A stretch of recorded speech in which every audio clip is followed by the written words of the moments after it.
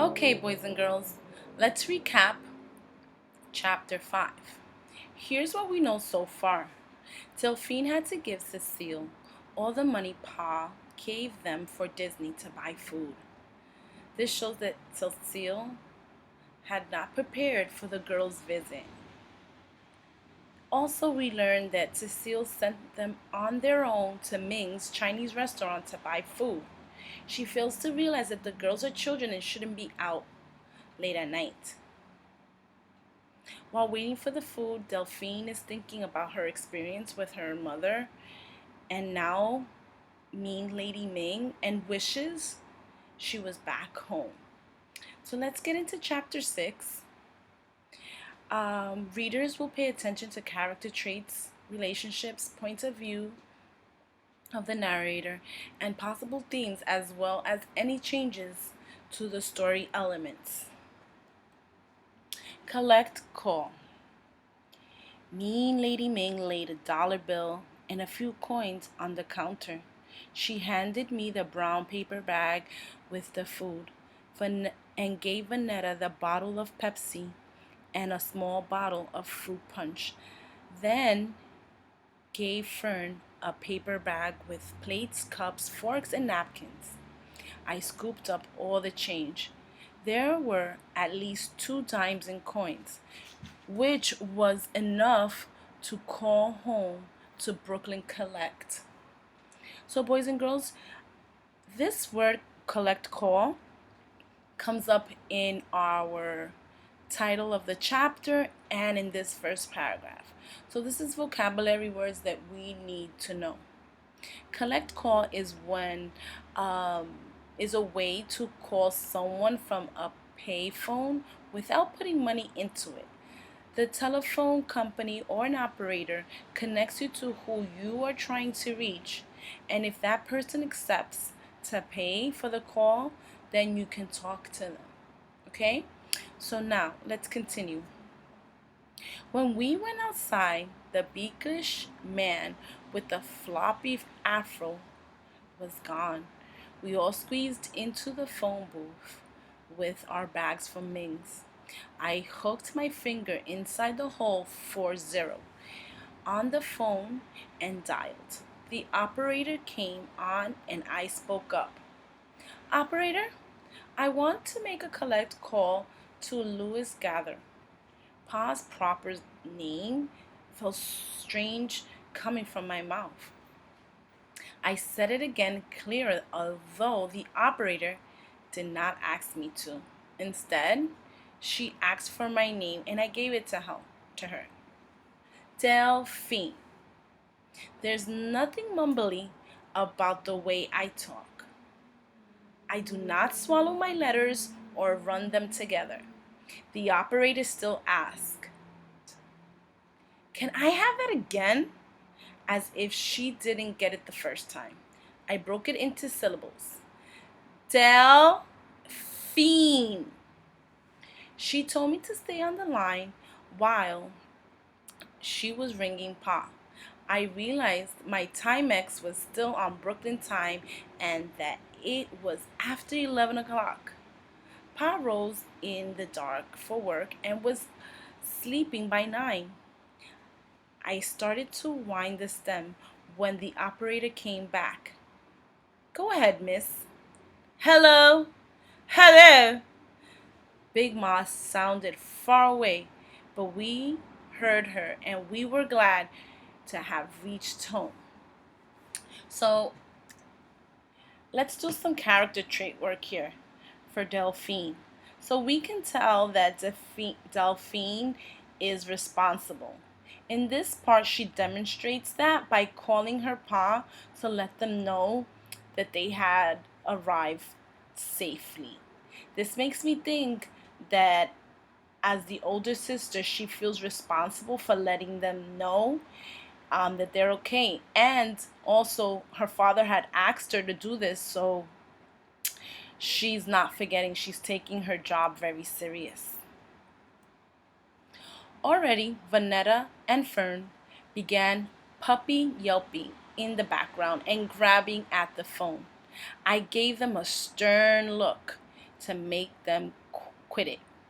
Before I could say, "We're here in Oakland with Cecile," Big Mom said, "Delphine, do you know how much this phone call is costing your father?" There was no time to be tongue-tied. I spoke up, but Pod said, "Call, not collect, Delphine. Where you get a thought like that?" "I knew you girls should have never left Brooklyn. You fly out to Oakland and lose your last ounce of common sense. Let me speak to your mother." "She's not here," I said. "She's in her house."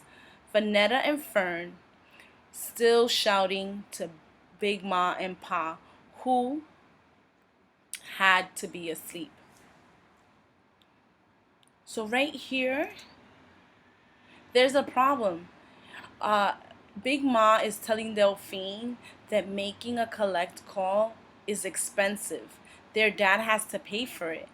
This is uh, this is letting us know that the father pays the bills, which leads me to believe that he is the only person in the household that is working. Okay, so let's continue. "And why are you out in the streets in the middle of the night? I'm going to tell your pa about this."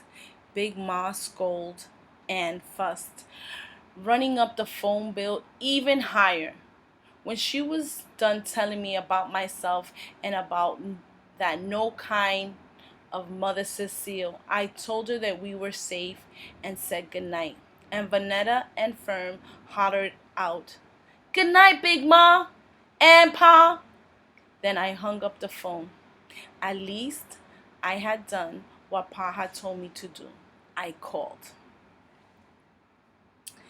Cecile guarded the kitchen swinging door and pointed us to the living room, where she had laid out a waxy tablecloth on the floor. We spread out around the cloth. Cecile took over everything. Cecile took over everything. Dumpling, shrimp lo mein, and an egg roll on each plate, tossing everyone a fork and a napkin. To me, she said, "Pour the drinks," which I did. This was the most motherly we got. If you don't count her coming to claim us. Not that I wanted or needed any mothering. I was just thinking. Okay, so before we go on to the next page, the setting is important to pay attention to, because remember how we said we want to make sure that we pay attention to change in the setting. So the girls are no longer at Ming's. They're now in their living room. They're back in Cecile's house. Okay? So we have to pay attention when the setting shifts. I was just thinking about Vanetta and Fern. They were expecting a mother, at least a hug. I look at how y'all have grown, a look of sorrow and a plea for forgiveness. I knew better. At least that was one thing Cecile and Big Ma had in common. Big Ma had no forgiveness for Cecile, and Cecile had no need for it.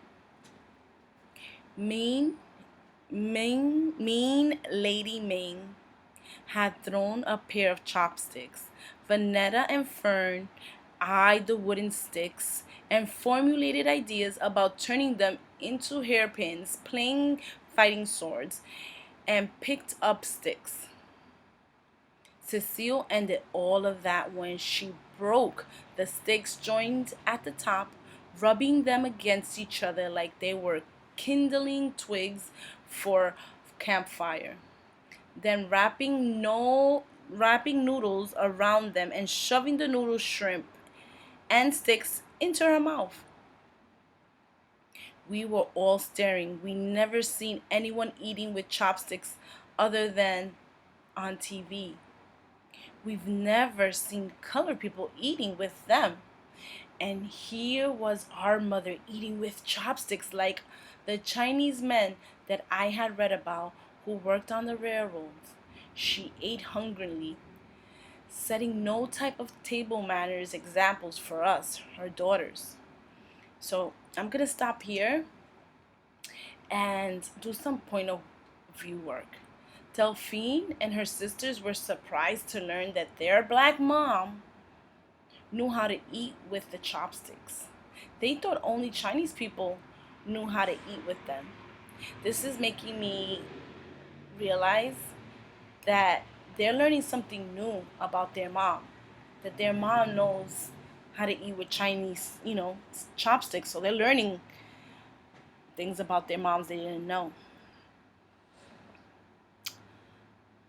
Cecile knew our eyes were on her.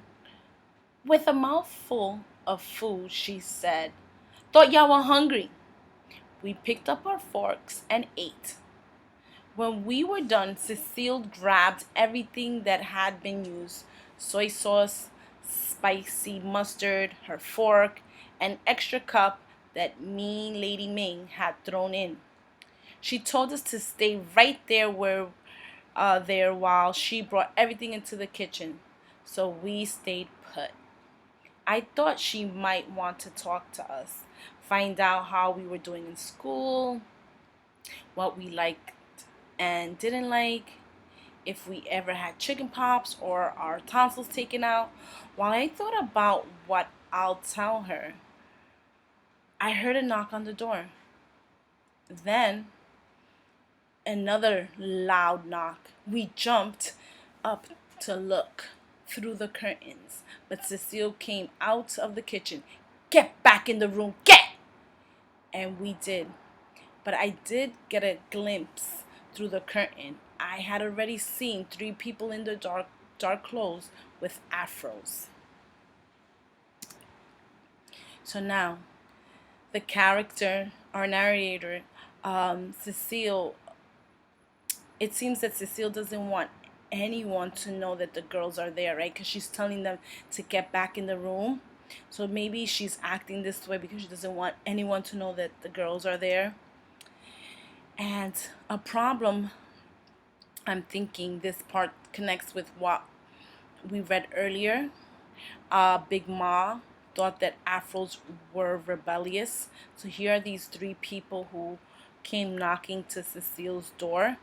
And we learned earlier that according to Big Ma, people who wore afros were rebellious. Okay?